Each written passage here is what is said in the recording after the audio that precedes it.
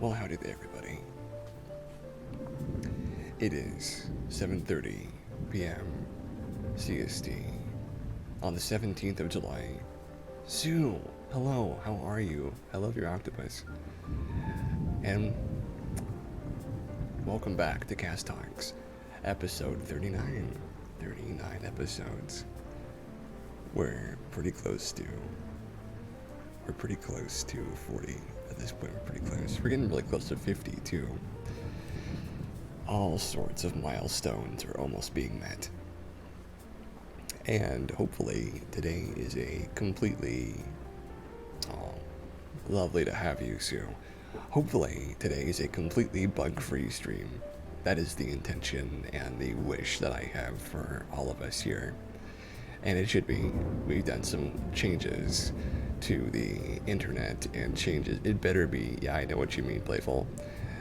We've done some changes to the internet and some changes to the power supply unit of all things. And, I had to swap that thing out. I pulled it out. I took out all the cords. I replaced it. Luckily, my brother had a spare PSU laying around, which, what luck. I can only say I'm grateful that happened to be lying around. Otherwise, I don't know what I would have done. Because I don't know if I could have gotten a new PSU before our next Cast Talks. But certainly, I am glad everything seems to be all in order. So, we will begin by talking about our weeks, talking about some stuff happening with us. Waves a mosquito catcher chuckling. Well, you go and get those mosquitoes, Sue. I hope you catch many of them. I hope you catch them all. But I won't want to see what they look like when you do, because that's pretty gross watching that mosquito catcher get its work done, I could say. But yes, how has your week been, Sue? Zap, yeah, I know. How has your week been, Sue? And tell me how your week has been, Playful, though I know a little bit about Playful's week already. We've chatted just a little bit. Me chatting with my mods. That's how it should be. It's what everyone should do when they have a moderator team. But I will tell you a little bit about my week, just to start us off. This week I started something called flexercising, which is where you take positions and then you take about 10 seconds or 20 seconds at a time to flex your muscles, and then you go back to relaxing. And I've been doing that for my core strength because I am very, seriously interested in getting a flat stomach by any means necessary. Now, of course, I'm not saying any means. I'm just saying it because it sounds cool, but you know what I mean. I'm gonna do it. I'm a toughie. I can figure it out. You know what I mean? I'm gonna do it. Been a long week, but it was still a good one anyways. How's your elbows today? My hands and elbows are doing all right. I have been busy. I was doing some sound editing, and I was doing a little bit of internet exploring and looking at some Warhammer 40,000 stuff as well. But I'm okay. I'm going to need to rest them just a little bit more these coming days. But I'm all right, doing just fine. I've been watching some YouTube, and I've been enjoying the time to. They hurt when doing too much. They do. They hurt, and they get very sore, and the pain is not very localized, but it's pretty widespread across my arms in general, and it's very uncomfortable. But I'm alright. I don't feel any pain right now. Just a little bit of soreness and stiffness. A little bit of a itchiness as well, but if that makes sense, kind of like pins and needles. Well, just a little bit, but it's alright. So, today we have some good news. We have some good news regarding some ecosystem and some positive changes to climate change, that sort of thing. We've got some animal stuff we're going to talk about, and I will tell you this now, I planted some new seeds in my garden, and I feel as though I have failed the old ones that I planted, though to be fair, they were very, very old. They were from upwards of 10 years ago. So it's not to say that I did something too terribly wrong. It's more to say that it just wasn't time for those seeds to work anymore, which I think I will stick with that line of logic to make myself feel a little less incompetent, which is always a good thing to feel a little less incompetent. But either way, seeds or no seeds, I have planted new ones. I have planted marigolds and two other kinds that I'm escaped what their actual specific names are, but they're very pretty, and I'm sure I'm going to make it work. You fall over. Thank you for asking, Cass. Hope you feel better soon, too, with the new workout. Sounds a good fit. It's been rough going to the chiropractor. Oh, I'm so sorry to hear that. I've never been to a chiropractor but once, and it made me feel really good, but that was about a week before I went to the hospital, so I can't really say what the long-term effects felt like. To fix the whiplash, the last alignment had your tailbone all sitting wrong, and lordy, you couldn't even fart without tears. Oh my gosh, that's horrible. But nice. And I see you've seen the future of it possible, and you're happier, able to sit down at least. So I have never had a problem sitting down in my entire life. I'm very glad about that because I have spent many, many years sitting down. But the idea of hurting my tailbone or my coccyx, which is a very adult-sounding word to be honest with you, it does bother me, the idea. So certainly I am sympathetic of your pain. I hope that it gets so much better. You love seeds. It's okay if you haven't helped them all. We can only do what we can. Watching them grow is so fulfilling. It is very fulfilling to watch them sprout up and grow. Okay, you know, Sue, I love what you did there, but you have to be careful. This is a PG stream. But thank you so much. Oh my gosh. But anyway, no, it's okay. It's okay.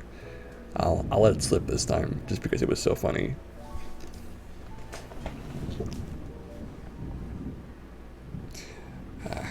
Now, give us 1 second and we'll get into those good news stories.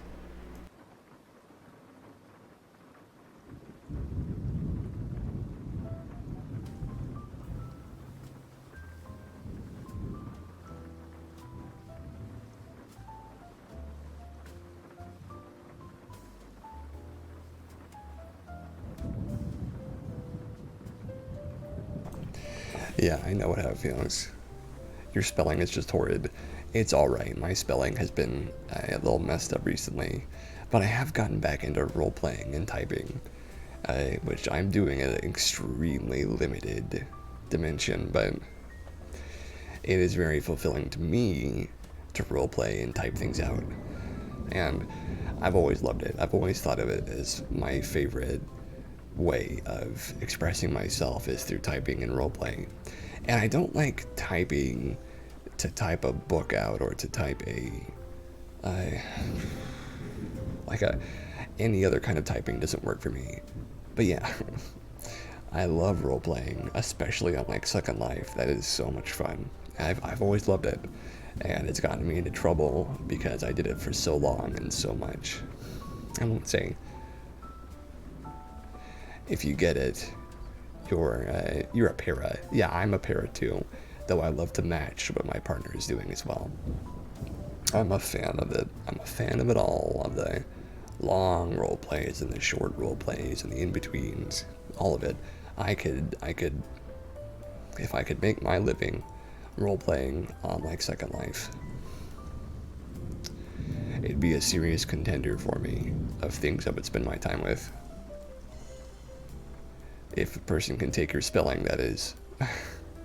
I'm sure there are plenty of people who are just fine with people who can't always spell correctly. I'm not certain how fun that would be for me, mind you, but I certainly think you're great besides, or in spite of your bad spelling. And, you know, you've always made me happy to try and figure out what you mean, so It's not so bad after all. Alright, folks, we're gonna get into our. They asked you if you were Russian. Well, I wouldn't have guessed Russian, but I mean, you are what you are after all, aren't you? Believe me, though, there are some Russian people who can type in English and Word far better and are far more affluent about these things than me. Sometimes your second language is better than your first, though. I'll say that much.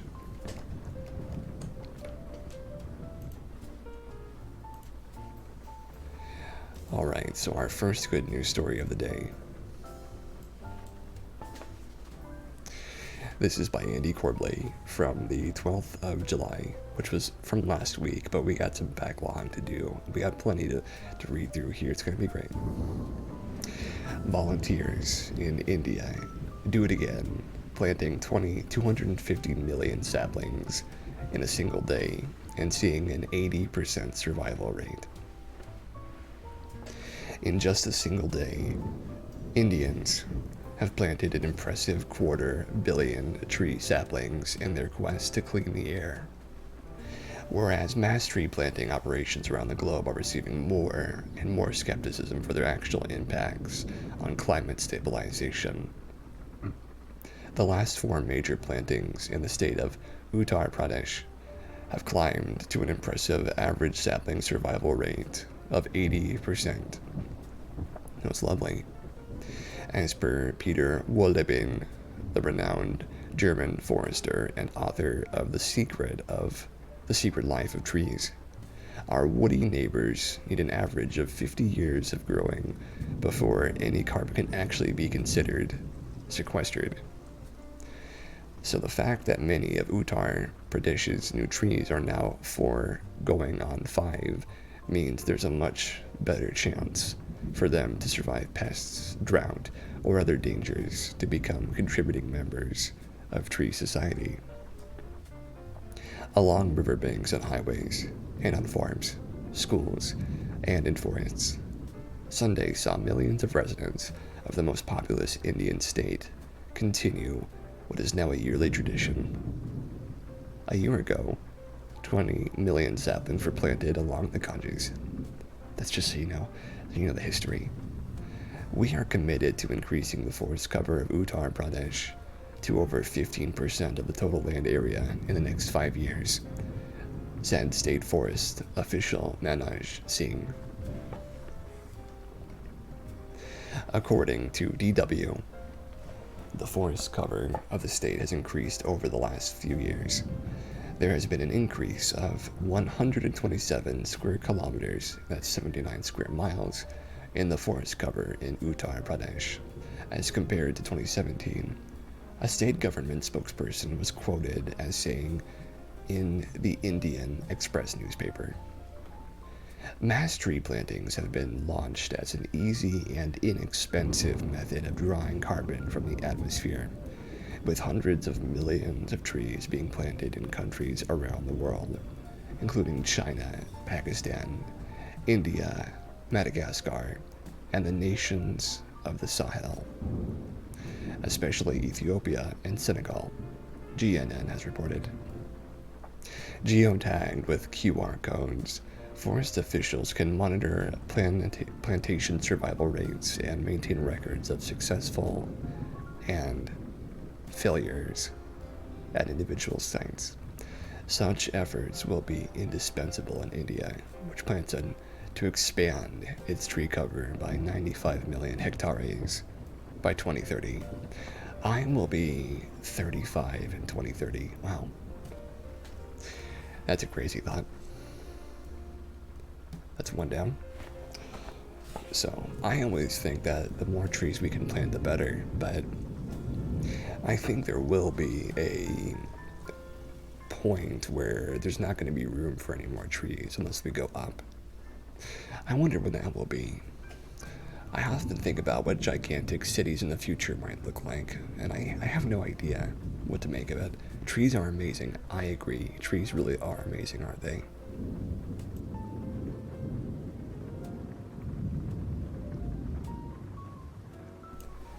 And they are the closest thing we have to guardian angels when it comes to protecting us from things like carbon emission. Them and the giant algae fields in the ocean. I've always liked the word algae. You know, algae. It kind of rolls off the tongue a little bit. A bit like actual algae, which is very slick, but not something you want to put in your mouth usually. But that's just my opinion. Here's from Andy Cordley from July the 13th. You think the answer is all plants make the ecosystems.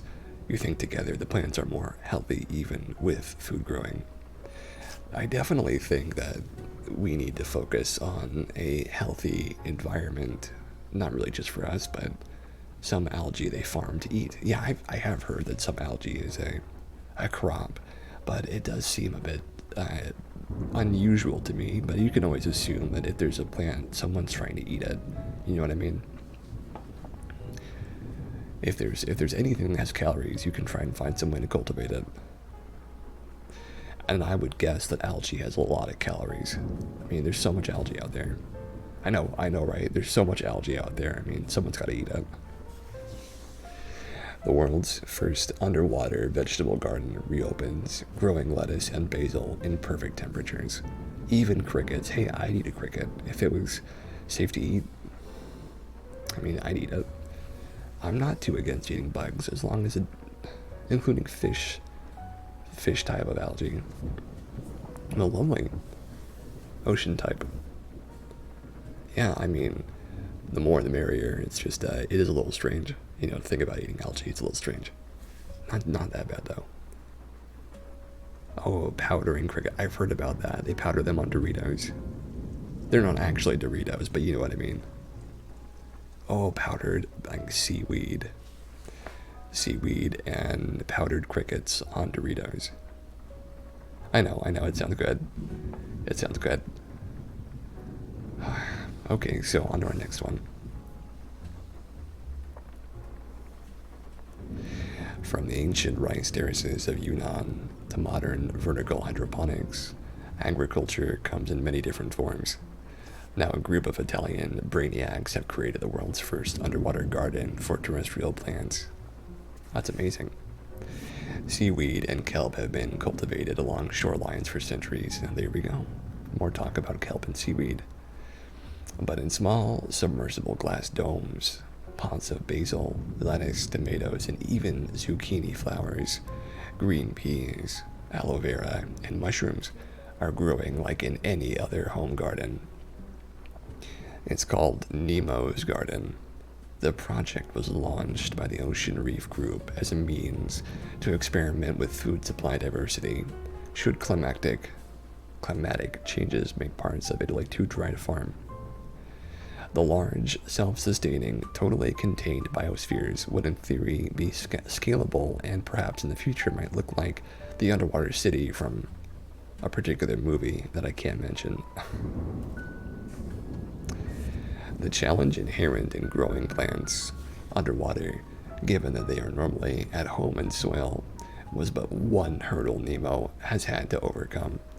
The 6 air-filled greenhouses, or should that be blue houses in this case, suffered major storm damage in October of 2019, and before they could be fully repaired, the pandemic had all the researchers sheltering in place.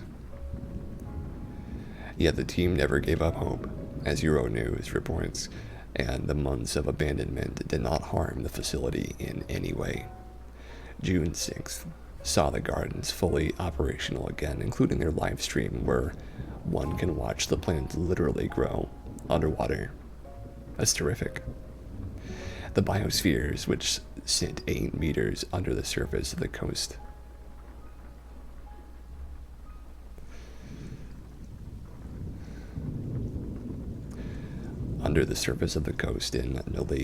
in Liguria, use solar energy for their minimal electrical needs, and evaporated seawater condenses on the glass of the ceiling, which waters the plants. A diver swims under and up into the air pocket of the pod to harvest what's ready to eat. You could actually live under there for like a little while, couldn't you? Because there's oxygen in there. There's food, oxygen, and water in those things. You could live underneath those pods for like a good, like maybe a week, assuming you could stay afloat that long underwater. If you could, though, you could just survive in those pods. You'd be safe.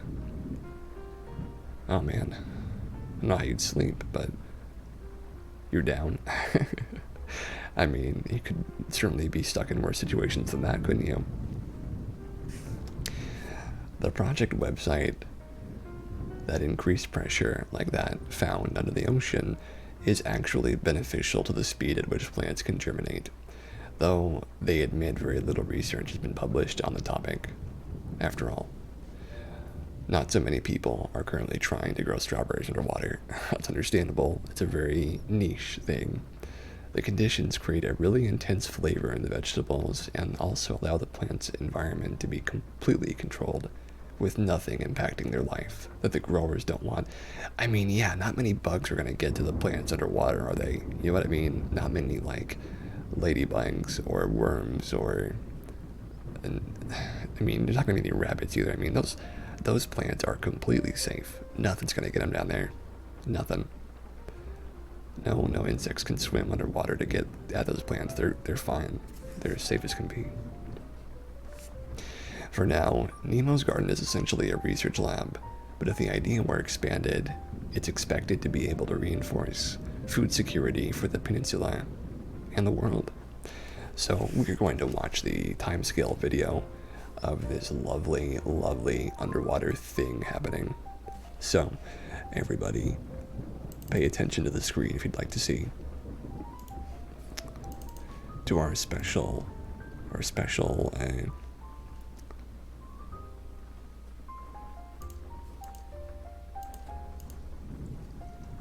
let's see, there we go.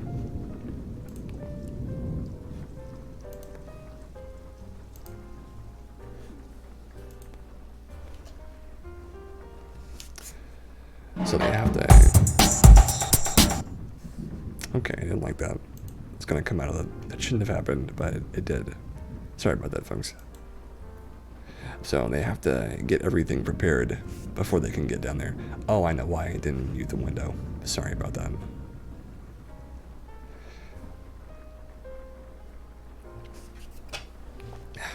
Well, now I know. Now I know better. They have to set up the grounding for the pod, and then they have to set up the actual pod station, and then they have to float it, and then get the plant seeds down there, and it's a lot of work.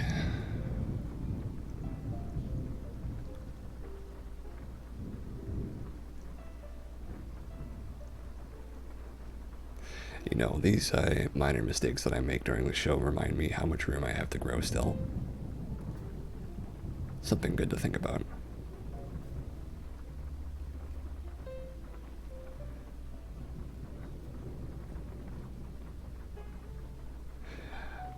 Well, yeah, that would be great if you could join us there, Sue. I'd love to have somebody, with a fresh opinion, a fresh view. It'd be great. Are you a part of our Discord, Sue?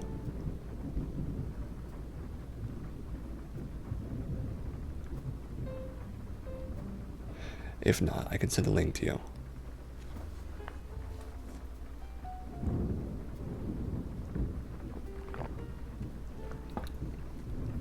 Well, here, let me put a link in chat. And anybody else who wants to is free to grab the link.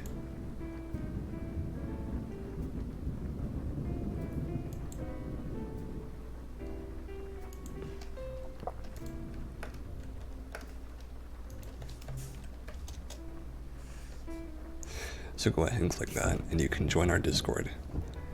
Everyone would be very happy to have you there. I know I would be. But yeah, accidents aside, this is a very demanding project, as I can see. And seeing them go at it and do this work, it's certainly something.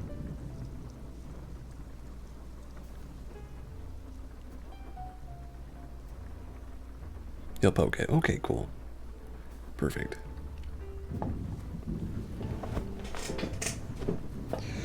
And from here, I mean, they can breathe under there. There's a pocket of air.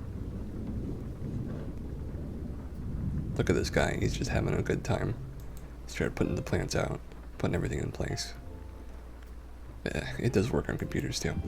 Oh my gosh, oh, look at me. Making so many mistakes. Drinking beer underwater, that's great. That's fantastic. But yeah, these guys, they did it. They managed to pull it off.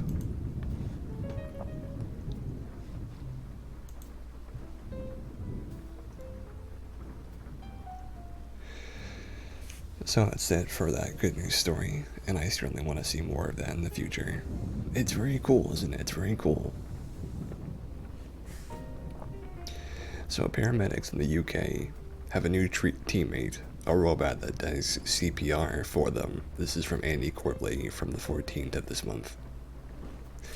Normally limited to listening to your every request for music to play in your living room or assembling things in a factory, a robot paramedic that can perform CPR will soon be joining the first responders teams across the south of England.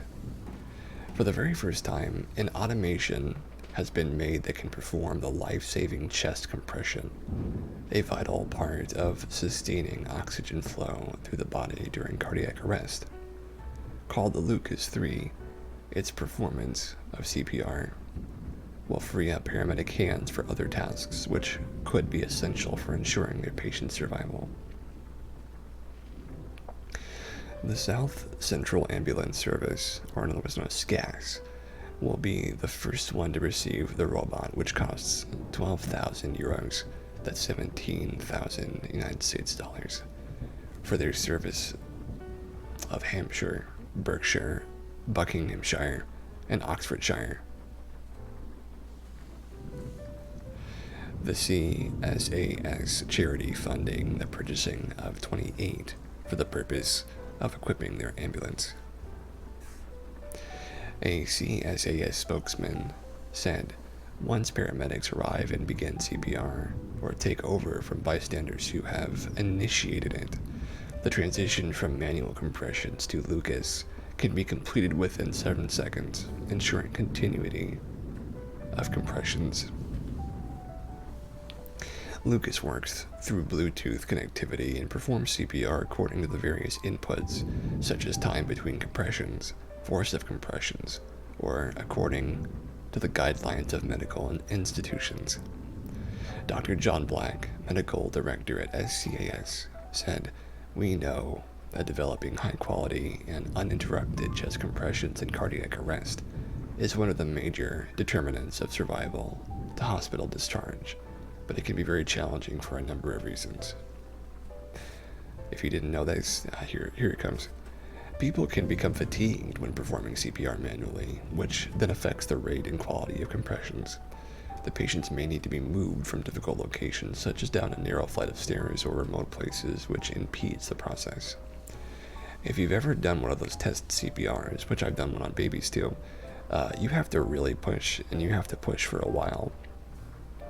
When a person is no longer having a heartbeat in the hospital, they actually keep performing CPR on them, and sometimes they keep performing defibrillations as well for some time after. It's like up to 10 minutes they'll keep doing it because they have to try. But man, that would make you really, really tired. If you've ever tried to knead dough, legally you have to keep going as well. Yeah, you have to legally keep going.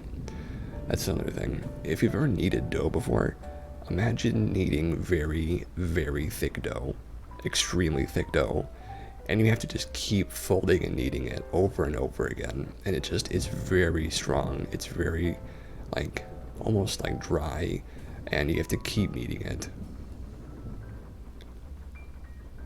It's true, there are times when they cannot do it. There are do not resuscitate members all across the world. It's true. Do not resuscitate is a thing that exists as well. But in the times when they can, they do it for a while. They have to knead that dough, try and save some lives. Lucas' big day has finally come, but it's taken as long as it takes a student to finish medical school before he was ready for the jump to live action. The current iteration is based on a model that was first tested by the University of Warwick back in 2014. Lovely Warwick vibes.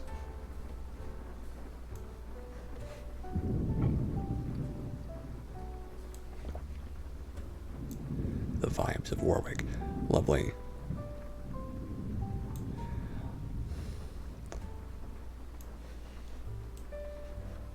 So here's the next one. Hero 6 is real. Hero 6, I'm not familiar with that, but you might be talking about Big Hero 6, the movie. I didn't see that one. So here's one more. She is, okay, cool. I didn't see that one, but I like Aunt Cass, because her name's Cass too. Healthcare companion. Well, lovely. So, no more needles. Scientists are rolling out first of its kind blood sugar test. Oh, we have some movies to show you. Okay, cool. I'll watch them. For pain-free delivery to diabetics by Good News Network from the 15th. A world-first pain-free diabetes test could soon be in the hands of consumers, following $6.3 million in funding to establish the first manufacturing facility for the device. Funded by the Australian government's Modern Manufacturing Initiative, the world-class facility will help transition 2 decades of lab research to retail shelves to benefit more than 460 million people living with diabetes globally. University of Newcastle physicist and research leader Professor Paul Dastor said the first devices are due to roll off the production line by 2023. That's great. For patients afflicted with diabetes who have up till now had to finger needle multiple times a day in order to monitor their glucose levels, this grant could not have come at a more appropriate time. The saliva test makes painful finger needle testing for type 1 and type 2 diabetes obsolete, representing the first major innovation since the blood glucose test was developed in the 1960s, which is pretty big. It's pretty big. Professor Dastor attributes this, in part, to inspiration from his wife, who as a primary school teacher helped young children in her care to monitor their blood glucose levels.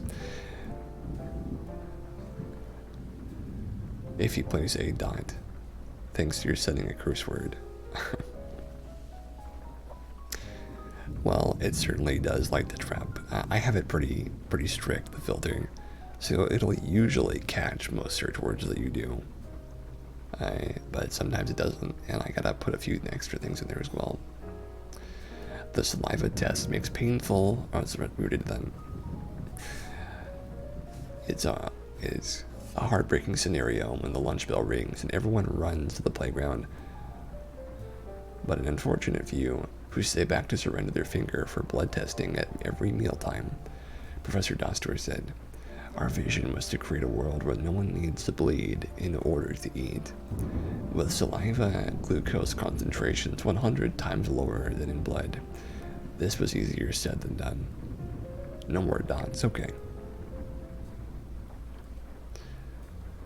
One of our key challenges was the sheer unavailability of glucose in saliva. It exists in minute concentrations, so you need to develop an incredibly powerful platform to detect it. I've heard it's very uncomfortable to do that. Saliva also contains a plethora of other substances, so you've got to tune out all of the noise to ensure results are accurate, Professor Dastor said. Professor Dastor said the sensor, similar in size to a stick of chewing gum and considerably thinner, was incredibly powerful, detecting substances that exist in saliva in minute concentrations. With this highly sensitive platform, we can now detect glucose at the levels found in saliva for the first time, he explained. Yeah, I hope I won't have to do that, but I might have to at some point. You know, it's possible. Coated with natural enzyme glucose oxidase. oxidase. The biosensor interacts with saliva, producing a reaction that generates an electrical current. This current can be detected and measured to reveal highly accurate glucose levels, which could be delivered via a smartphone app and the data stored in the cloud. Professor Dastur said the sensor could be developed for application across 130 indications, including tumor markers, hormones, and allergens. The biosensor is a platform technology, which means it will be widely applicable to detect a variety of substances that identify a range of diseases. We're already looking for the substances that identify cancer, hormones, and allergies, he explained. The sensor could also help with new diagnostic tests urgently needed to help eradicate COVID-19. The Weiss Institute have developed a clever anti-fouling coating that can be incorporated into the biosensor platform, offering a new diagnostic tool that can be printed onto plastic strips at massive scale. To see the biosensor on shelves changing lives will be immensely satisfying. It's why we do what we do, Professor Dastor said of his next step for his team's breakthrough technology. Lovely. I know a few people who are diabetic, and that would be great for them. So, it is a difficult thing to live in a world where you have to use needles on your fingers, but luckily, that might be changing soon.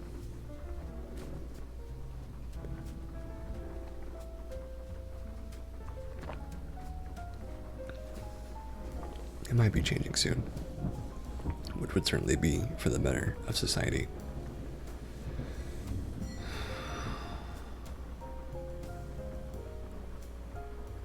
Let's see, is this a good one? Oh, I'm right there with you. See, I'm right there with you. I'm gonna skip that one. Okay, so here's a great one. This is one of the best ones so far. Lego unveils first brick prototype made from recycled plastic. Lego recently announced they now have a prototype brick made from recycled plastic that lives up to company standards for the iconic building toy. The new prototype uses PET plastics from discarded bottles, yet it meets all the company's strict quality and safety requirements. A team of more than 150 scientists and engineers are working to find sustainable solutions for Lego products. Over the past 3 years, they've tested over 250 variations of PET materials and hundreds of other formulations. The result is a brick that meets several play requirements, including clutch power. We are super excited about this breakthrough, says the Vice President of Environmental Responsibility at Lego, Tim Brooks. The biggest challenge on our sustainability journey is rethinking and innovating new materials that are as durable, strong, and high quality as our existing bricks, and fit with Lego elements made over the past 60 years. However, it will be some time before bricks made from recycled material appear in stores. The next phase of testing is expected to take at least a year, but they do have a patent pending on the material formulation which increases the durability of PET to make it strong enough for Lego bricks. Yeah, Legos are great. Even though it will be a while before they will be able to play with bricks made from recycled plastic, we want to let kids know we're working on it and bring them along on the journey with us, says Brooks. Experimentation and failing is an important part of learning and innovation. Just as kids build, unbuild, and rebuild with Lego bricks at home, we're doing the same in our lab. That is some good news.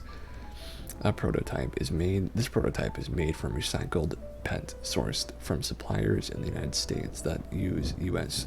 Food and Drug Administration and European Food Safety Authority approved processes to ensure quality. On average, a 1-liter plastic PET bottle provides enough raw material for 10 small Lego bricks. In 2020, the company announced it will begin removing single-use plastics from its boxes. And the company said it will invest up to $400 million US over 3 years to 2022 to accelerate its sustainability ambitions.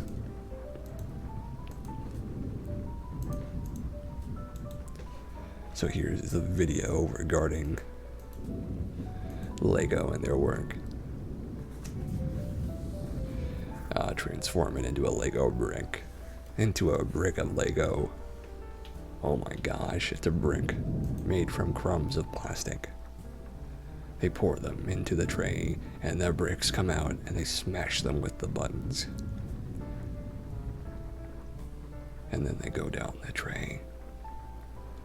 Forevermore being used by children to create new things. Things we can't even dream of. Because children make some crazy stuff with Lego bricks. I remember when I was playing with Legos back in the day. I still do from time to time. My dad is the one who introduced me to them. There's all kinds of Lego bricks.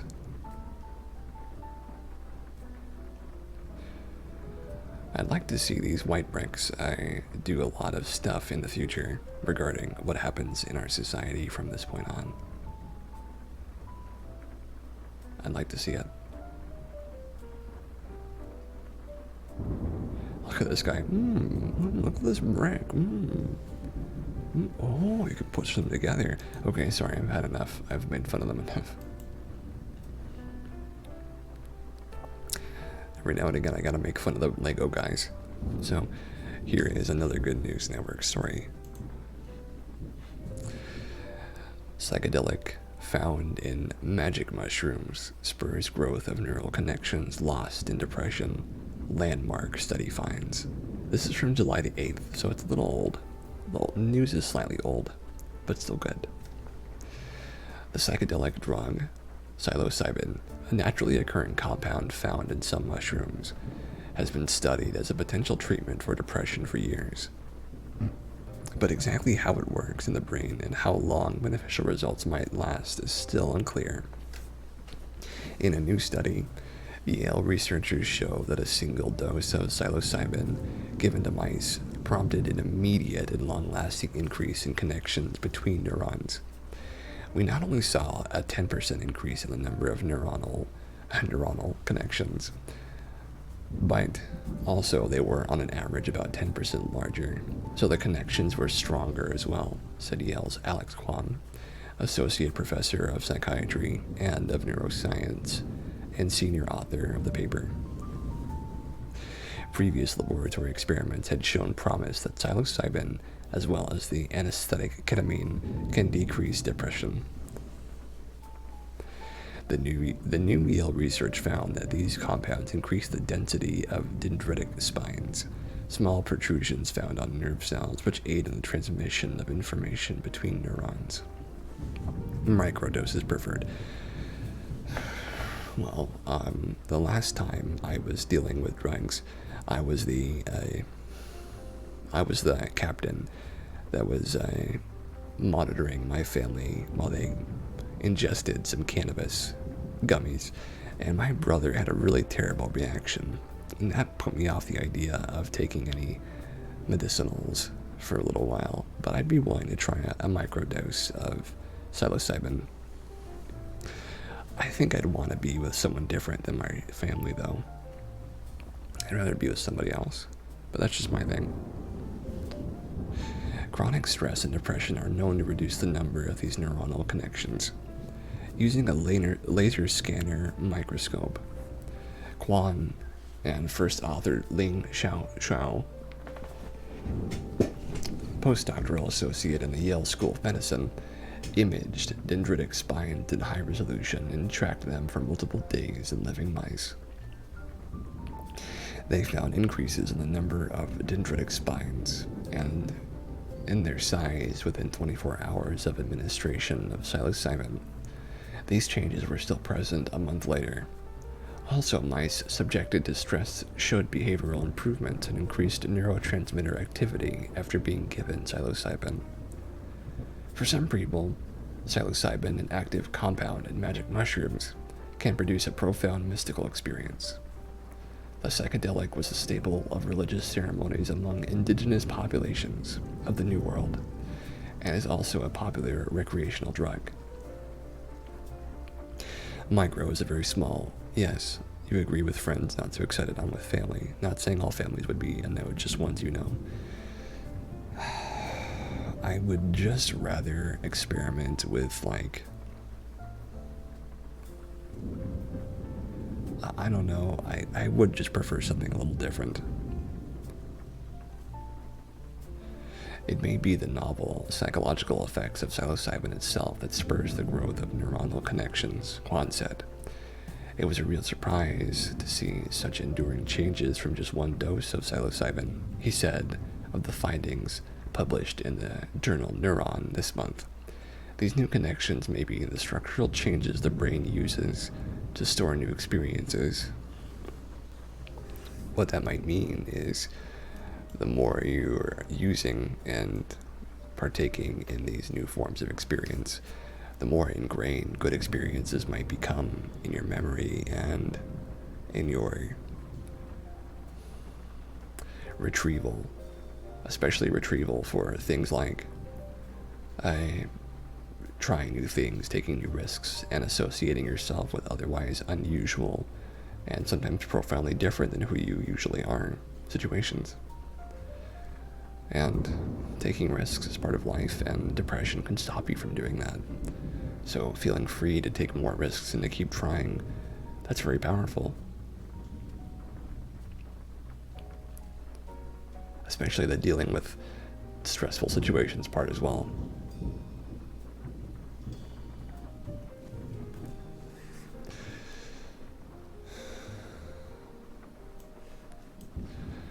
So, we are going to read like maybe one or two more before we go to our break. And then after that, we'll be looking at some animal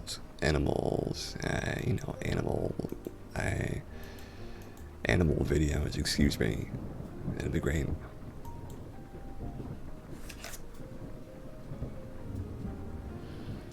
So, here we go.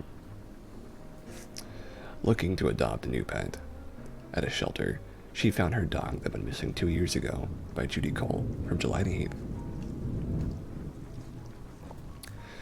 A Pennsylvania mom was scanning local shelter sites, looking for a perfect companion. We didn't discuss what animal we would do. It's true, we haven't gotten the keys to the right animal yet, but we're certainly getting close with these ones. We've got dogs so far, and I've got some saved videos too. What she found took her breath away. Among the adoptable pets was the face of the beloved dog she'd lost more than 2 years ago. At first, Aisha Neves wasn't sure the pup was her missing pit bull Rottweiler mix, Kubo, but a closer look revealed a small facial scar that confirmed her suspicions. Neves first bought Kubo, named for the character in Disney's Lion King franchise, home in 2014, when he was 7 weeks old. In May of 2019, her fence was damaged by a careless driver and Kubo escaped. She was 4 months pregnant with her second son at the time. I had a lot of emotions going through me, Neves told the morning call. I was crying, thinking the worst, thinking somebody kidnapped or hurt him. I was just devastated. He was there for me through everything, heartbreaks, ups and downs, and now he was gone. It was so hard to accept. It turns out that Kubo was found in someone's yard several weeks later. He was brought to the Lehigh County Humane Society, where he was christened Ash after receiving medical care. He was eventually adopted. Due to changing circumstances, however, the family who adopted Kubo was forced to return to the shelter this past June. Ash was put up for adoption a second time. As soon as she realized Ash was in fact Kubo, an ecstatic Neves immediately contacted LCHS, bringing along proof of ownership and an adoption fee. She rushed to the shelter to reclaim her fur baby. While Neves was a bit concerned that Kubo might not remember her after being separated for so long, she need not worry. He was screaming, trying to get away from the guy holding him, and run to me, Neves told TMZ. Then he just jumped on me and started kissing and hugging. He sat on my lap. I told him, "Yeah, buddy, you're going home. I'm so sorry this happened. Never again am I losing you." When a beloved pet goes missing, it feels as if there's a hole in your heart. Now that Kubo is home, Neves says her heart is whole again. This coming Christmas will mark Kubo's 7th birthday, but for Neves, her Christmas gift came early this year, and she couldn't be happier. And here's the video from Good News Network. Sweet pop, it's true. I give a crap about Action News.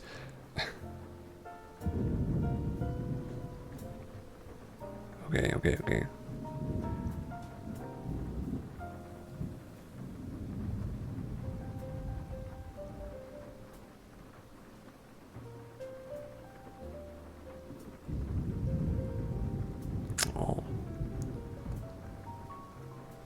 Oh, what a cutie.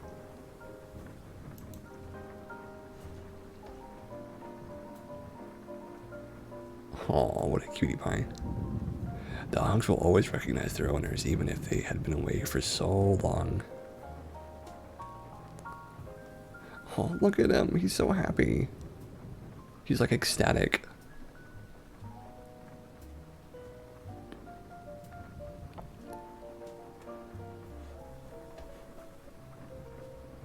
He's such a happy boy. Okay, I don't care about them. But yeah, it was very happy. Very, very happy. You're very late, but you made it. Well, I'm glad that you're here. Just try to... Who are we talking to today? Let me know. Assuming you want to, I mean. We're going to read one more good news story, and then we're off to our break. And then when we get back, we can talk about what animal we're going to watch. Which you can have a hand in to try that if you'd like to. It's up to you. So here is... You remember the story of one owner. They had to go to the hospital for a while. The dog, when they saw their owner again, jumped into their arms. Yeah, I've heard of stuff like that. It's very heartwarming to see. So here's another one. Sweat could power smartwatches and activity trackers in the future. Researchers develop new technology. This is from July the 9th. Wearable electronic devices are great tools for health monitoring, but it has been difficult to find convenient power sources for them. Now, a group of scientists has successfully developed tested a wearable biofuel cell array that generates electric power from the lactate in the wearer's sweat. Oh man, opening doors to electronic health monitoring powered by nothing but bodily fluids. Wow, that is future stuff right there. I mean, I've never heard of that before. I never even thought about using that. The owners are always scared the animal won't know them after so long, but that's not the case ever. Oh. I've seen ones where they have a different haircut, so it takes them a minute, and then they're like, "Oh, it's you!" And so they like jump right at them and try to love them as much as they can.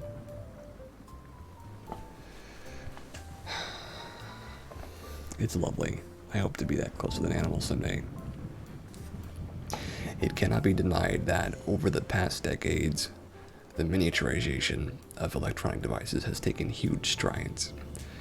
Today, after pocket-sized smartphones that could actually put old desktop computers to shame and a plethora of options for wireless connectivity, there is a particular type of device whose development has been steadily advancing: wearable biosensors. These tiny devices are generally meant to be worn directly on the skin in order to measure specific biosignals. Yeah, I know. Using rabbit poo, oh, that's horrible. That's horrible, but I guess it would work. Keep track of the user's health. Although material scientists have developed many types of flexible circuits and electrodes for wearable devices, it has been challenging to find an appropriate power source for the wearable biosensors. Traditional button batteries, like those used in wristwatches and pocket calculators, are too thick and bulky, whereas thinner batteries would pose capacity and even safety issues. But what if we were to power those wearable devices ourselves? A team of scientists led by Associate Professor Isao Shitanda from Tokyo University of Science, Japan, are exploring efficient ways of using sweat as the sole source of power for wearable electronics. Brenda, Mom's wife, worked late, and so we are here now. Anyway, Lily wants ponies. Shetland ponies is her favorite. We can do some ponies for you, Lily. That's more than doable for us. In their most recent study published in the Journal of Power Science Sources, they present a novel design for a biofuel cell array that uses a chemical in sweat, lactate, to generate enough power to drive biosensors and wireless communication devices for a short time.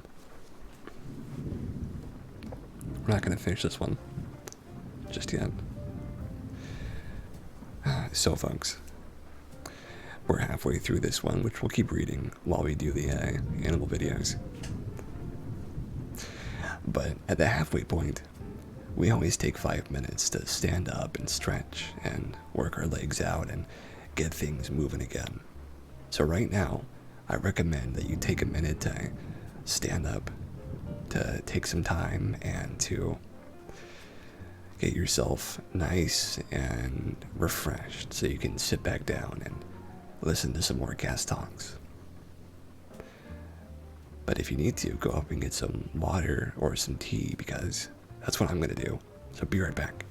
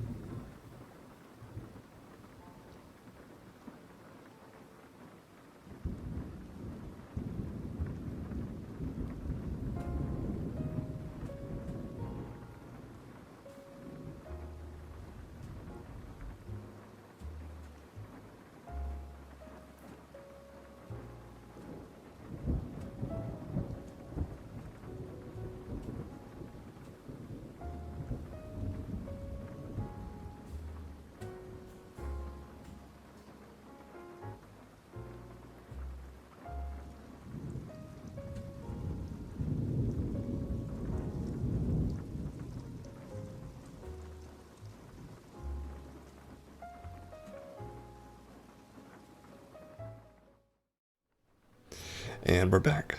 So, I have a treat for you, Lily. I have some Shetland pony shows. And, as well, a little bit of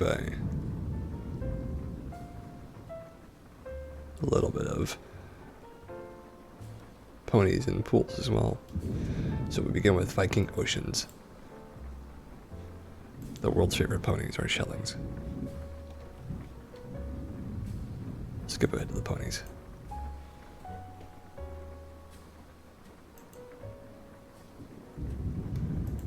Oh, aren't they cuties? My friend Jenny, which I'm sure many of you have met and seen, she loves ponies. She loves horses too.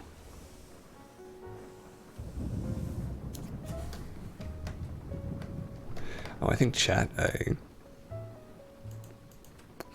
reset. Let me put an octopus in there, just so I know it's still going.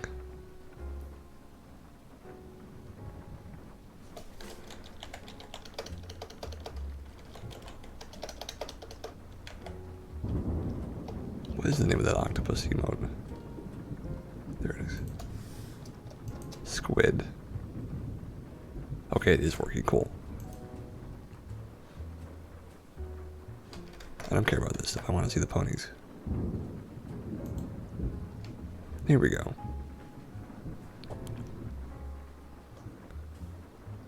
Oh, they are very graceful, aren't they?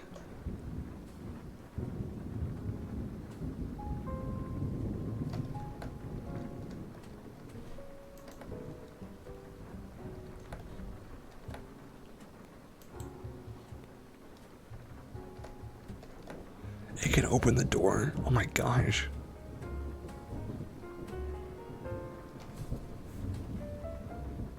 And then it just goes about its business. It just comes inside and does what it wants. Oh my gosh. Aw.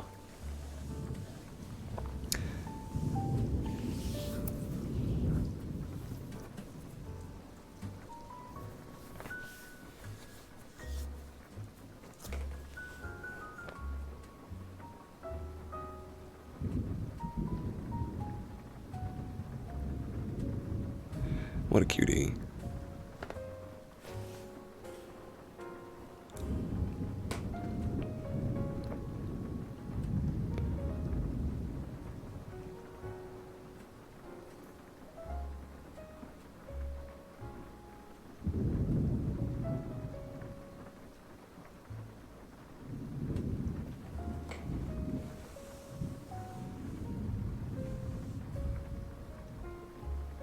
Oh, he dies. Okay, Lily, if you had a pony, like, let's say, one of these, what would you name them? I'm curious.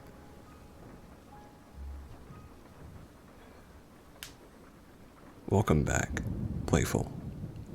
We're looking at some ponies.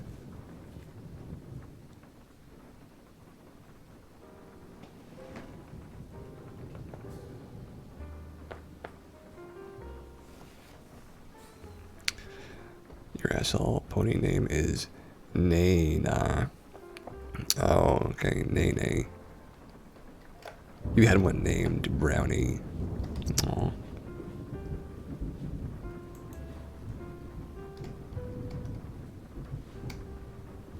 And here's a tiny dwarf pony.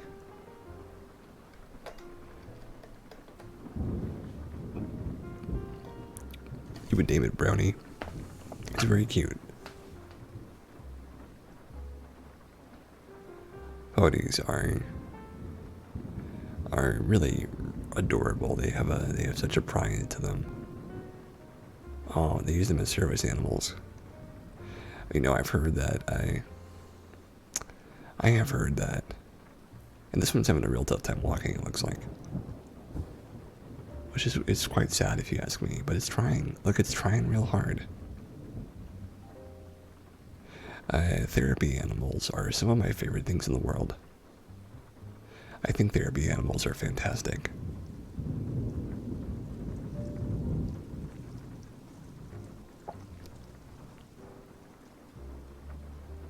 Aw.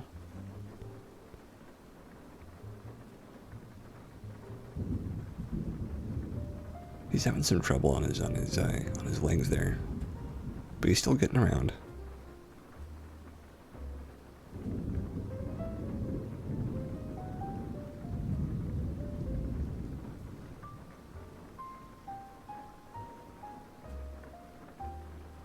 I hope so. If I ever had the chance to own a pony, I would name them. Would I name them?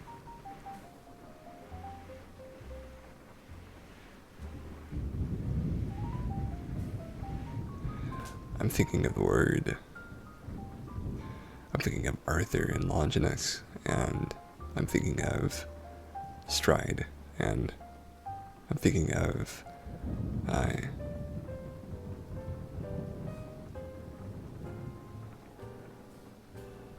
endurance and pride, things like that. I'm trying to find a name that has all those things in it.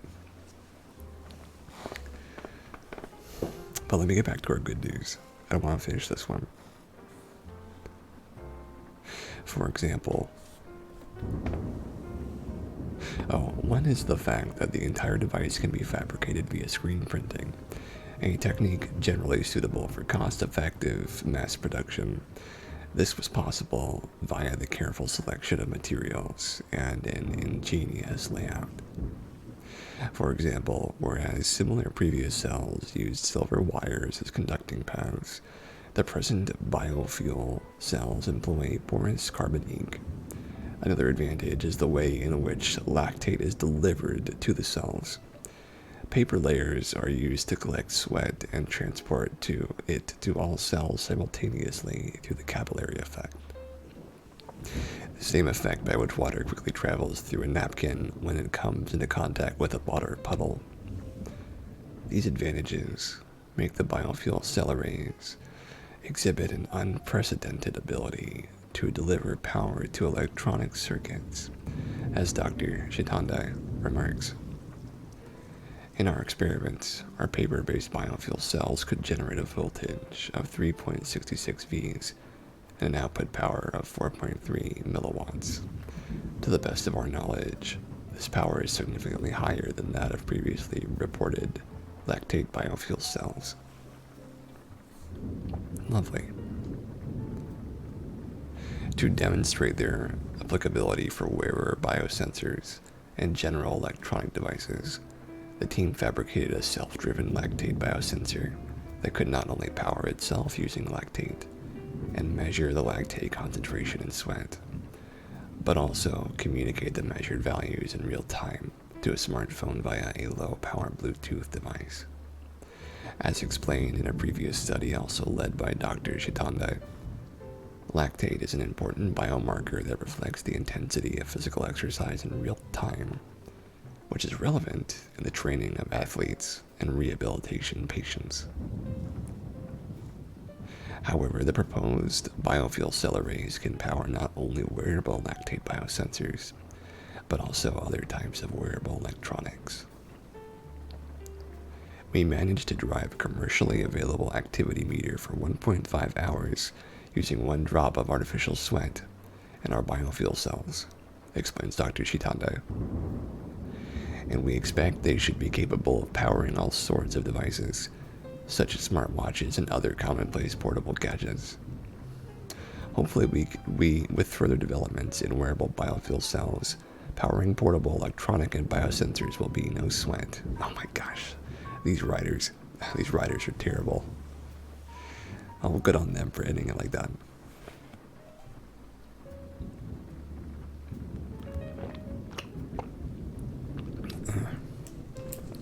He's trying. I love that they've got little tiny, a little helping, I'm not sure what you call those actually, braces on him. He's embracing his power, and soon he'll be able to walk normally or close to normally.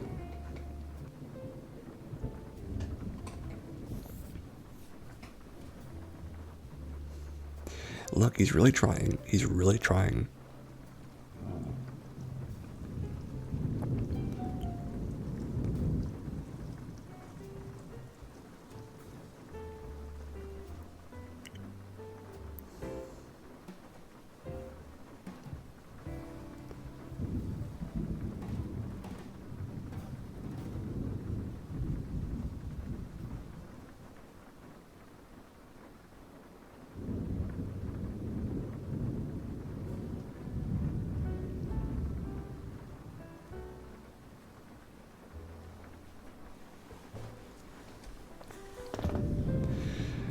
future is sweaty. The future is very sweaty. It's full of biofuel cells and, well, you know, all sorts of things. The sweaty future. Aw, that's lovely. So much sweat.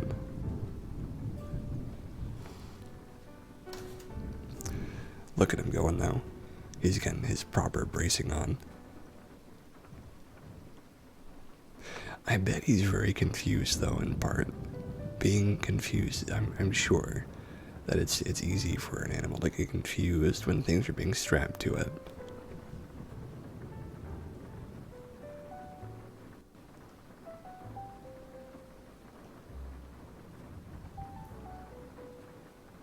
Look at that, he's going. Look at him go. Oh my gosh. She is just out of there.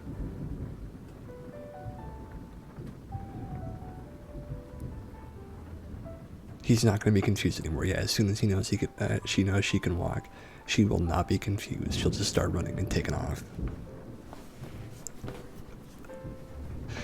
I know, she's real cute, isn't she? Oh, look at them go. I love that. That's really great. The horses came around to see what's going on. Look at them. They're curious.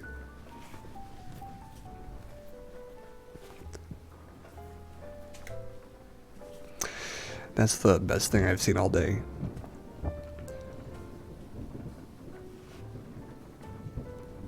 Look at them. It's like nothing was ever wrong.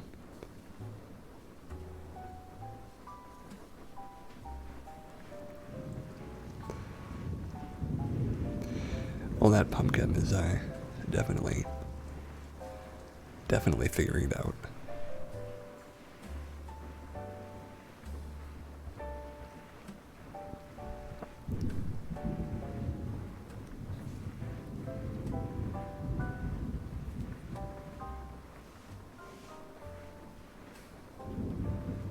Oh, look at them. They're so happy.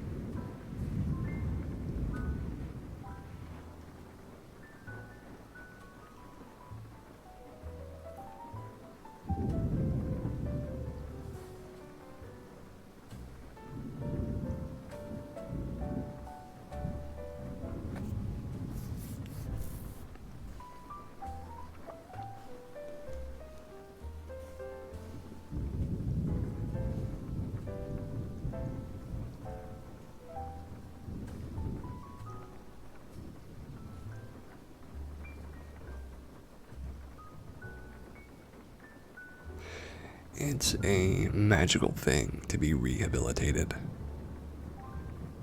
It really is magic.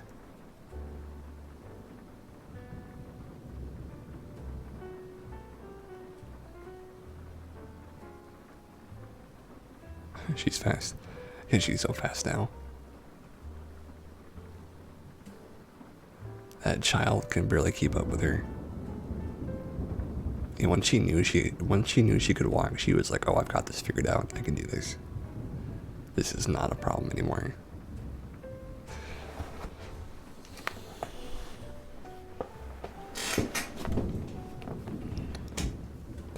So, here is our next good news story.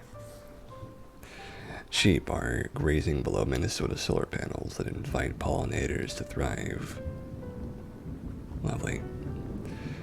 Fox sedge grasses wave in the prairie breeze.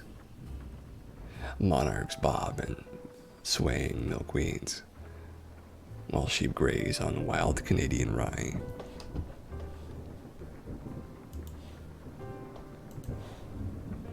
I hope you enjoyed that, Lily. And the sun's warming rays kiss the solar panels above. If the last part seems out of place, it's only because this ingenious way to repair prairie biodiversity. You and Mackenzie too. Oh, I'm so glad. If the last part seems out of place, it's only because this ingenious way to repair prairie biodiversity is only just being adopted in Minnesota, where what could only be assumed is a quaint country pasture is actually a solar farm.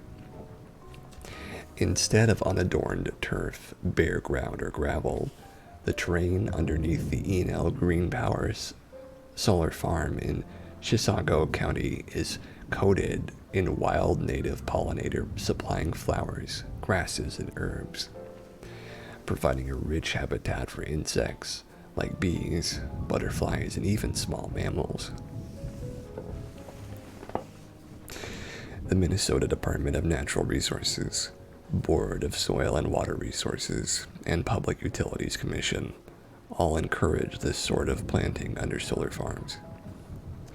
All 16 of Enel's solar farms are seeded with this prairie mix and managed by Minnesota Natural Landscapes. Star Tribune spoke with a woman charged with ensuring the pollinator-friendly vegetation standard among the solar panels was genuine and not simply employed by the energy company to raise capital. We've been seeing great things in terms of the floral community and the pollinators using the habitat there. Laura Lukens, the inspector for the St. Paul-based Monarch joint venture, told the Tribune, "I saw monarchs breeding at every site I visited. I love monarchs." The grasses and flowers don't only help the pollinators and monarchs, but their dark colors and shade keep the ground temperature lower than if it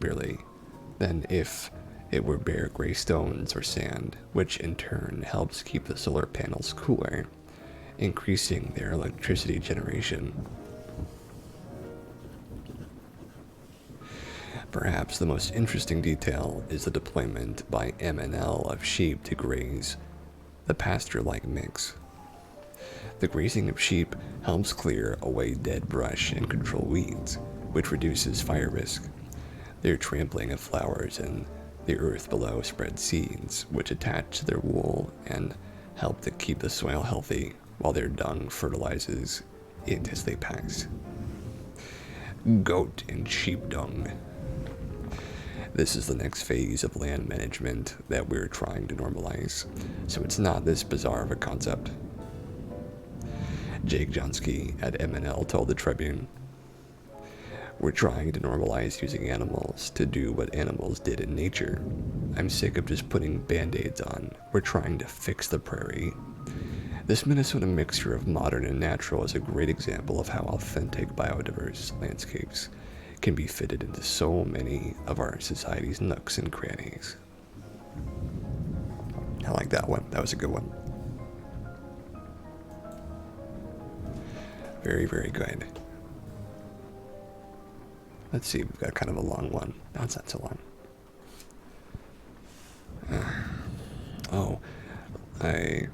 Lily, I read what Cassius wrote in the Handmaid's introduction section. It made me feel very happy to know that she was so aware of her origin and that she was so proud to present it. And being called a friend of Jeremy and you, it made me very happy, and I was very glad that she said something. So whenever she is next available, give her a hug for me. That would make me feel very good if you did that. And make it a big squishy hug too. You know that's how I do it. But anyway, researchers use wastewater to generate electricity while cleaning it up. By Good News Network from July the 7th. Whether wastewater is full of waste is a matter of perspective.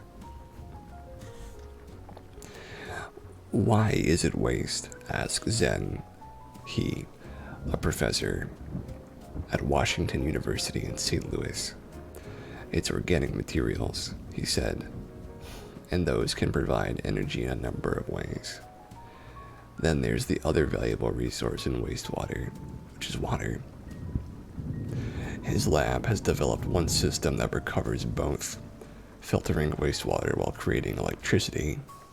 Results from bench scale trials were published in May and featured as a front cover article in the journal Environmental Science, Water Research and Technology. The wastewater materials in wastewater are full of organic materials, which to bacteria are food.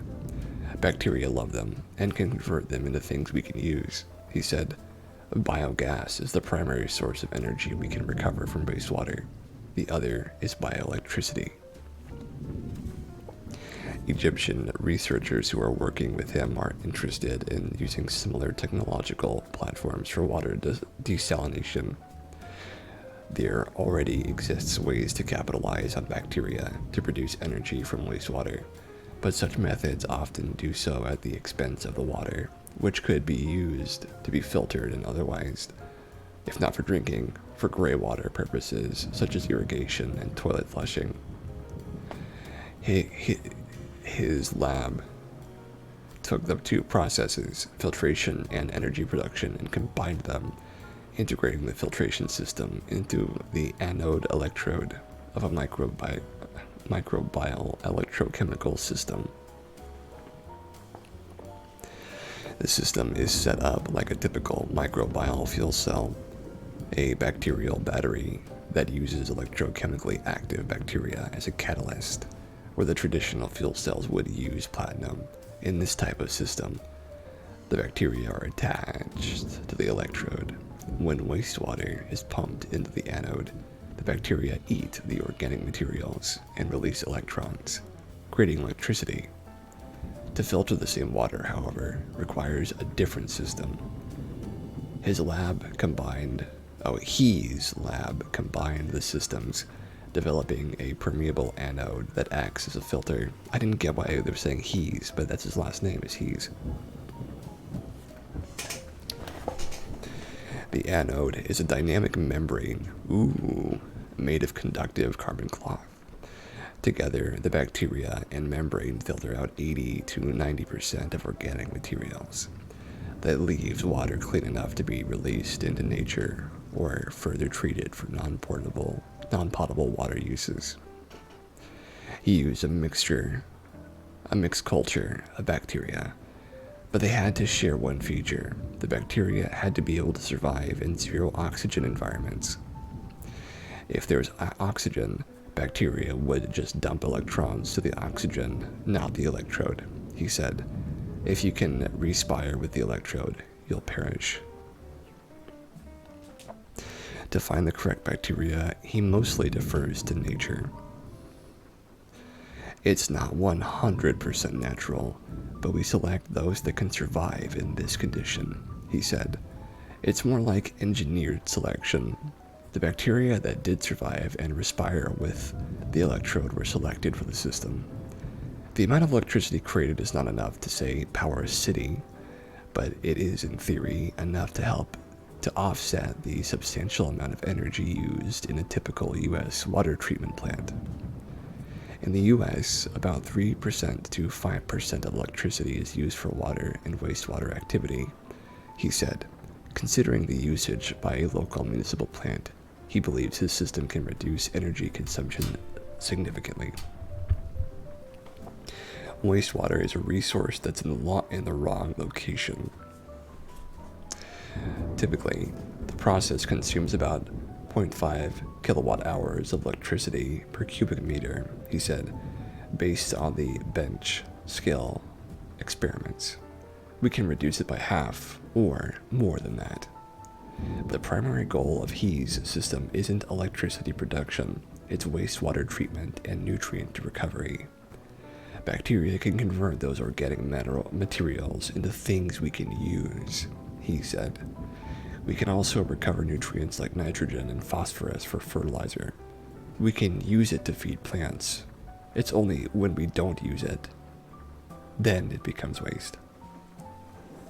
Lovely. We've got a few more stories to get through, which we will. But for now, it's time for story time with Cass.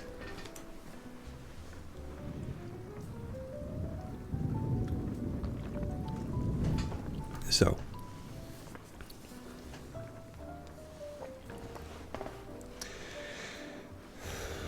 when I first got into doing role-playing of any kind on the internet, thank you, Sue. I was doing IMVU, which is a really not awful but old school and very poorly maintained video game. It is a messenger, a 3D messenger, which some of you may know about. In this messenger, IMVU, yes. Look it up if you'd like to. It's very ugly by comparison to Second Life. Very cartoony. It is a strange place. But in that place, I met many people that I considered family, friends. You have Seasonally Sue in there too, lovely. You can't even move in IMVU, it's true, you can't even move. Sucky, it is sucky. But I think my most memorable time was when I was role-playing with somebody for a while, and we weren't really doing anything, we were just talking and doing slice of life stuff, and I thought the world of them, and I really liked them a lot. But I always sensed there was a tension between us. Spot hopping, yeah, I remember that, the yellow dots. Oh. We would be talking, and then there'd be this moment where I was like, I want to kiss them, is what I would think.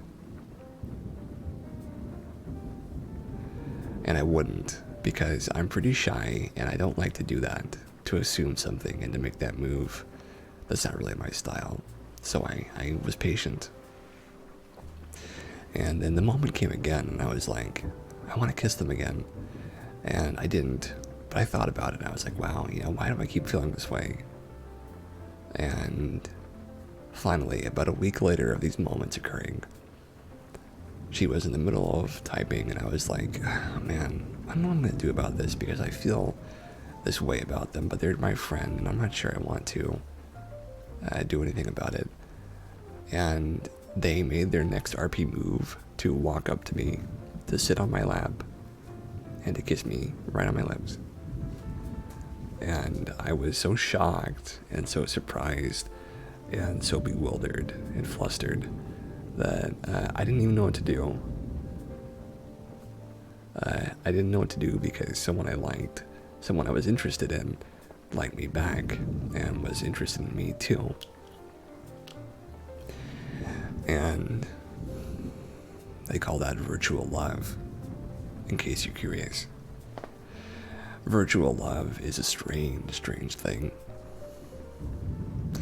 I wish that I had been strong enough to have continued that relationship over time, but I was so discouraged by my own insecurities and my own worries that I couldn't let it continue, even though it was so helpful and wholesome of a relationship. It just goes to show you the things that sometimes you can't let them keep going, even if they're good for you. Because sometimes you don't think you're worth it, but I think everybody is capable of being worthy of goodness, benevolence, and kindness, and health. And even if you feel like the worst person in the world, even somebody who has done bad things can still live a good life.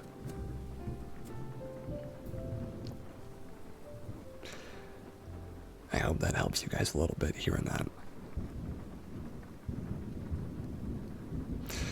I was in a crazy state of mind when she kissed me. I was like, what? What is happening?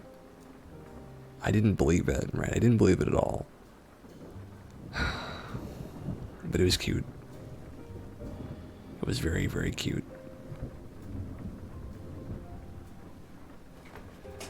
Young 14, 15-year-old Cass role-playing romance with a virtual love on IMVU. The times, they changed, and I changed too, mostly for the better, but it's funny. It's funny that those kinds of things happened. a part of me wonders what happened to her and to some of the other loveliest people I've ever met. I pray for them and hope for them, and just like I pray for Destrida, and I pray for Dark too, wherever she is. We have a affirmation you say to tell other people to say it too. You gotta says, I am loved and worthy of love, and if not that, then I am worthy of love, because it's true. It is true. Even if you feel scummy or sleazy, or if you feel like a degenerate or unwholesome or toxic, sometimes love is the key to solving all of those issues. Because love doesn't require anything. You don't have to be rich or pretty or smart to be in love and to be loved back. You just need to have an open heart.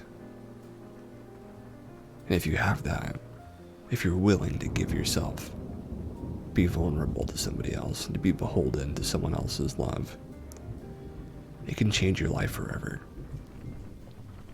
Now, one could argue if it's for the best in some people's cases, but certainly I think it's worth trying. It's worth risking parts of your life and parts of your sanity even to let happen.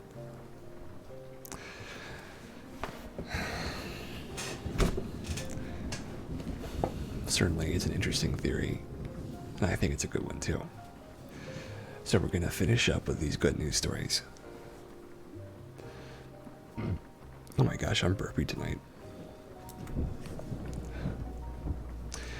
Build with compost. Researchers turn food scraps into materials stronger than concrete.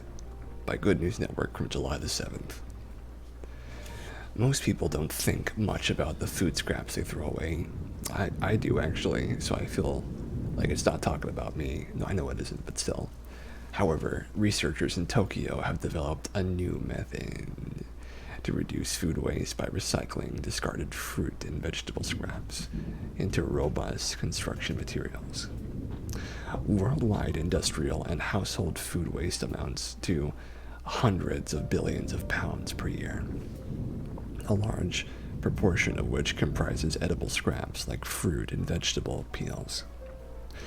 This unsustainable practice is both costly and environmentally unfriendly, so researchers have been searching for new ways to recycle these organic materials into useful products.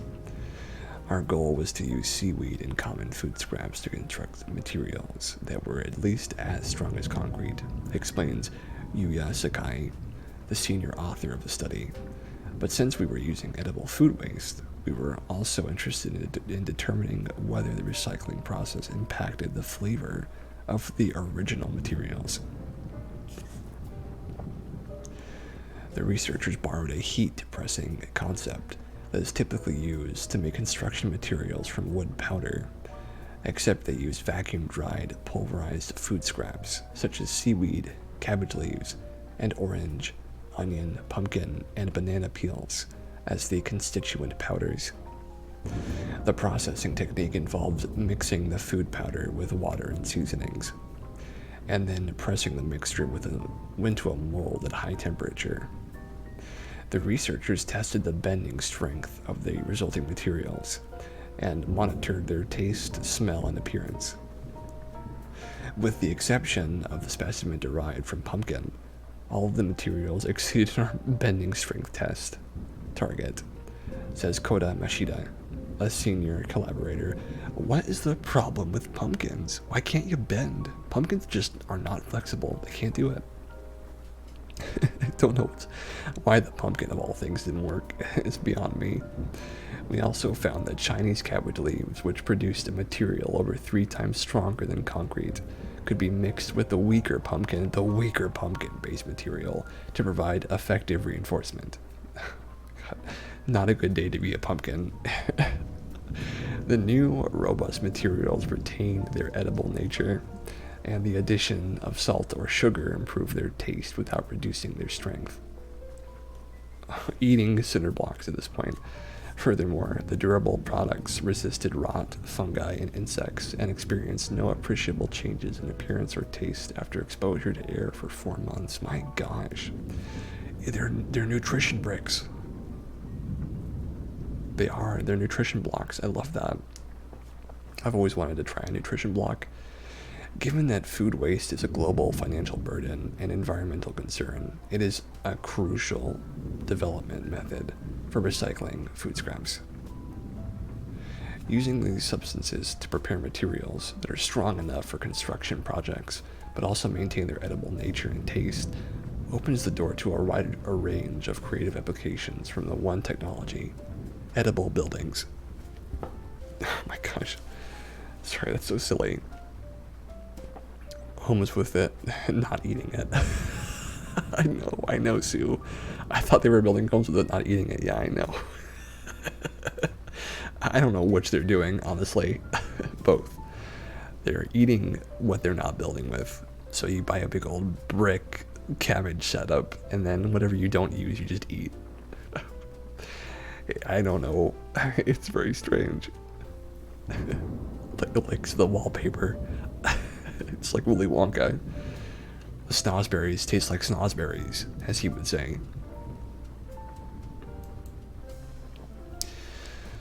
Ew, yeah, I know. It is a strange world to live in, where we can eat the wallpaper. Actually eat the wallpaper. Okay, so here's our last 2 news stories. Revolutionary machine that grows new skin for burn patients unveiled by Andy Corbley from July the 6th of 2021.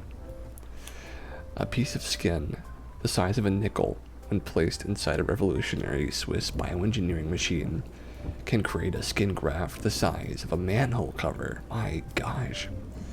Neither totally real nor totally artificial, the new machine, about the size of a coffee table, allows skin to be stretched to a much greater size, in the effort to aid in the millions of people who suffer debilitating injury or fatality from burns. Taking healthy, undamaged cutaneous skin cells from the victim, the procedure starts by growing them in a lab before combining them with hydrogel. The resulting 1 millimeter inch thick skin is about the combined width of our natural skin layers. The technology is called de novo graft, and it's already being used to treat people, even though it's only recently finishing phase 2 trials.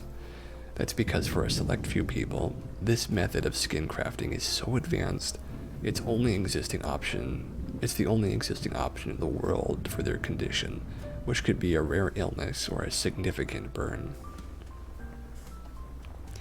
At the moment, we can multiply the surface area of the original sample by a factor of 100, and we're aiming eventually for a factor of 500, said Daniela Marino, a co-founder and director of De Novo Grafts, developers Qtess. A Swiss news outlet reports that 11 million people worldwide suffer serious burns every year, and a more democratized treatment option could launch the field forward to a point where those in developing countries and war zones would be able to receive a de novo skin graft. The de novo graft machine can make several grafts at a time with no manual input, which offers the chance to dramatically reduce both production time and costs. While the market for skin reconstruction in the event of scars or burning is valued at a little less than $2 billion, there are only around 40 people employed full-time in the sector. There are 20 centers of excellence in Europe for treating serious burns, Marino told Swiss Info. We're going to start by working with them, and we can do that on our own later, sure. We'll have to find partners.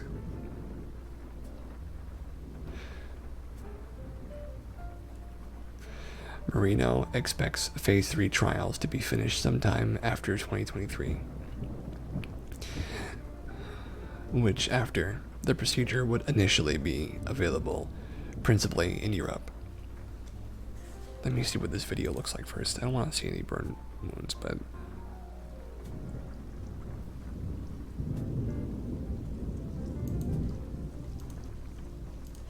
okay, this should be fun.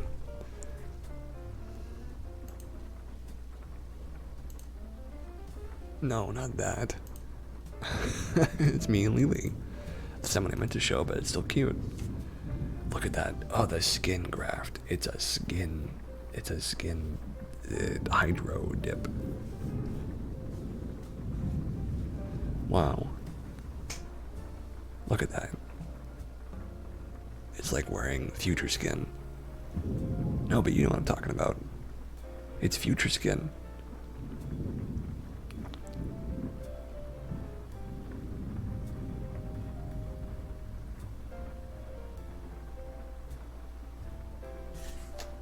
Liquid Band-Aid. I don't really want to see this woman as much as she's doing great work.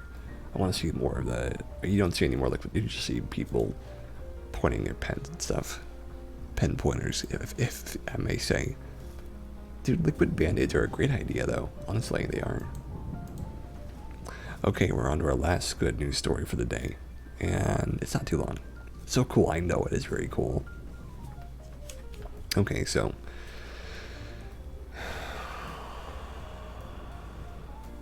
Here we go. Huge supply of water is saved from evaporation when solar panels are built over canals.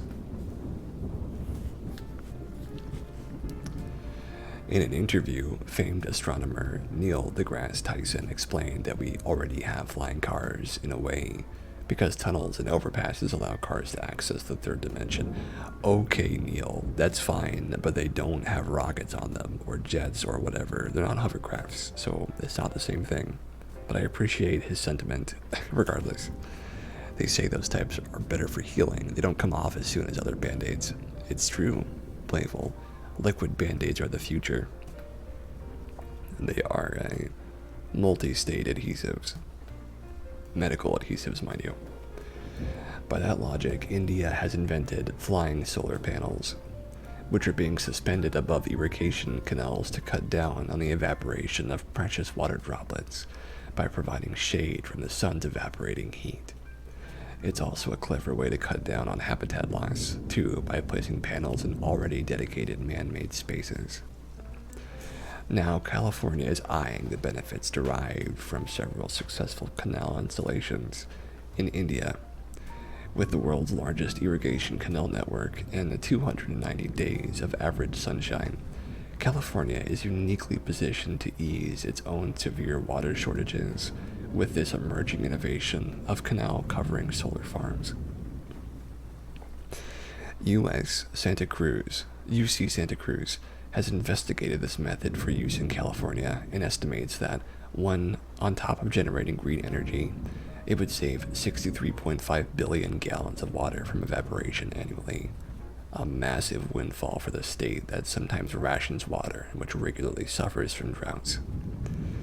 However, the story begins in the Indian state of Gujarat in 2014, when a pilot project covering 750 meters of canal space led to the creation of an entire canal-top solar plant in Vadodara district, and another one totaling 100 megawatts of the Narmada River. Researchers from India found that the water running beneath the panels cooled them, to preventing overheating and resulting in an average efficiency increase of between 2 and 5%. Brandy McEwen and her colleagues at UCSC wanted to model the pros and cons of covering the Golden State's 4,000 miles of canals and solar panels, including 3 separate techniques to measure water savings and choices of construction methods that would be the most efficient to scale. The most conducive method of construction was thought to be steel cables.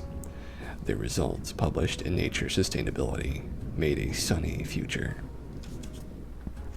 They believe that spanning California's canal with solar panels could create a cost saving from water conservation, real estate costs, aquatic weed maintenance, and enhanced electricity production, which outweighed the increased cost of building and the more complex solar array. Furthermore, the state uses diesel-powered water pumps to drive the flow of the canals, which could be replaced in the tune of 15 to 20 generators per megawatt of solar. Roger Bales, a co-author on the paper, put it simply, saying, This study is very important as a step toward encouraging investments to produce renewable energy while also saving water. Watch the video from Punjab, India, where REC solar panels suspended by cables above canals are saving 73 million liters of water, which are channeled to local farms while generating 8.4 million kilowatts of energy annually since 2017. Here we go, folks. We're going to see it.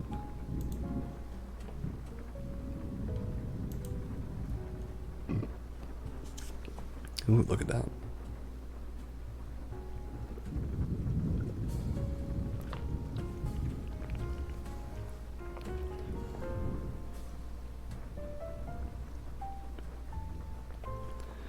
I don't want to see this guy. I want to see the actual.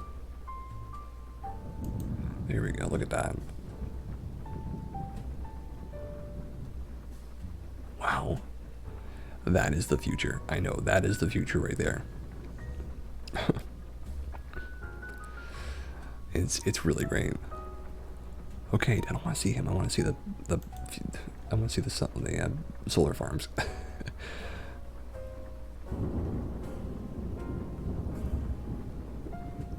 Look at that. It looks so cool. It looks like some crazy, like, future water.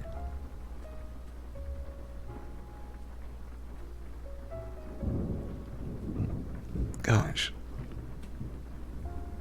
That really is the future. Okay, no, we don't see anymore. Okay. And folks, that is all the good news for today. So I would like to show you some animal videos to thank you all so much for coming over and watching and doing and hanging out with me. This one's for Lily.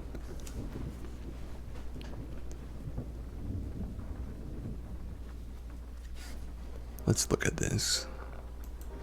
A kiddie pool for horses and ponies. It's a great idea. So I am very happy that we got to have an actual episode of Cast Talks. Sue, you came at just the right time because we had so many technical errors and difficulties in the last 3 episodes. But we have done it. We have had a whole Cast Talks with no technical difficulties. Beyond me still needing to grow as a streamer, mind you. And we are doing it. We're forging ahead. Here they are. Here come the horses and the ponies. That was a pain. Yeah, it was a real pain. I'm so glad you could be here to witness it because I'm glad you made it back too. And we've had a stream of good vibes this episode, and it is really great. It's really great to be back in full motion, full swing. And I love it. I love seeing that we'd get at least 10 minutes and then my net craps out. Yeah. Yeah, it would be bad. It would be pretty bad. But we made it work. Despite all of that craziness, we made it work. We still tried to do the streams as long as we could. And we fought through it. We made it to the other side, though. We got through all the problems. Made it to the other side. For sure. You're right about that, Playful. And now we're watching some ponies hang out in the kiddie tub, in the kiddie pool. I want to see him get inside, though.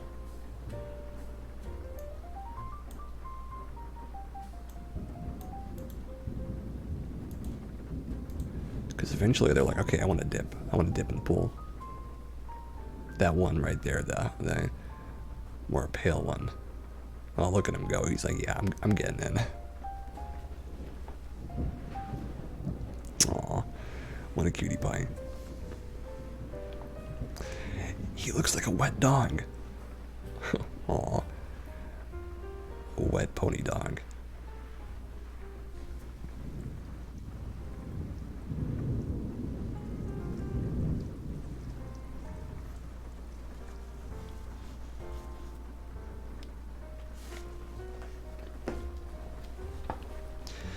Well, I am quite happy with this stream. This makes me feel much better about our future. You know, solving both issues in one week. It's pretty great.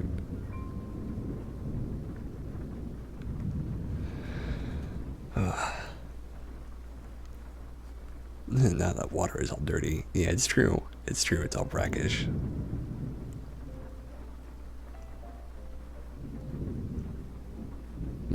Very much so.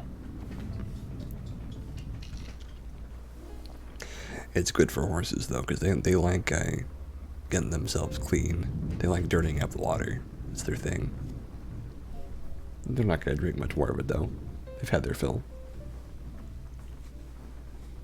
Aww. Trotting along in the watery stuff.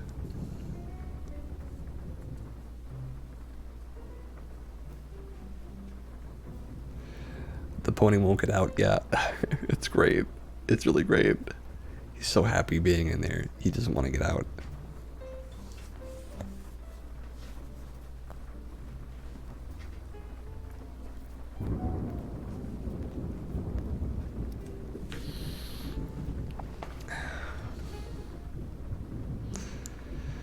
Well,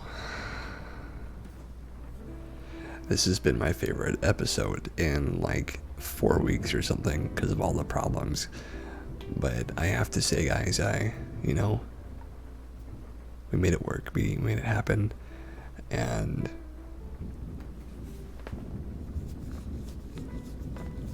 it's been brilliant.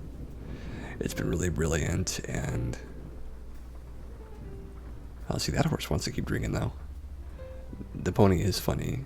The water is so dirty. Yeah, the water is really dirty from all the ponies in there. Let's see if we can get anything else out of this one. Do any of them else? Any other ones go in the water? They do. Okay, they do get water.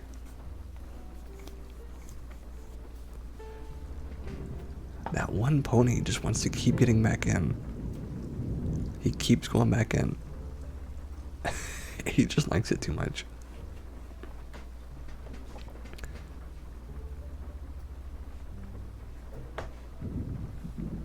Oh, he's really enjoying himself.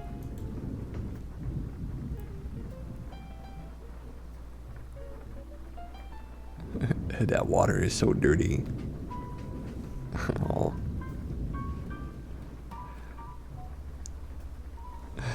She's thinking, I'm gonna need more pools. Yeah, she is. She is. Aw. She really is.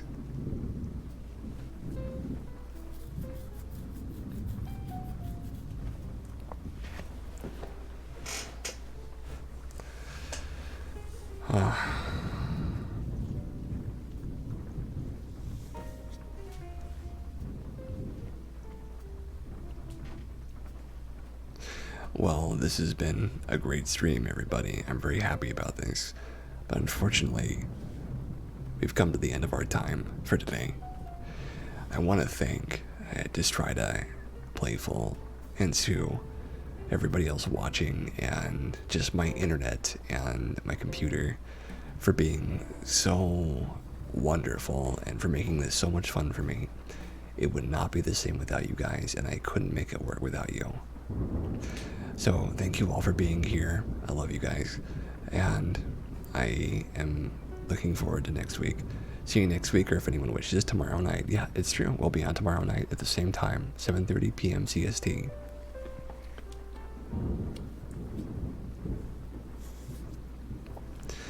And so I'm glad that we got to do this, and as always, have a safe night. Take care. I'll see you next time.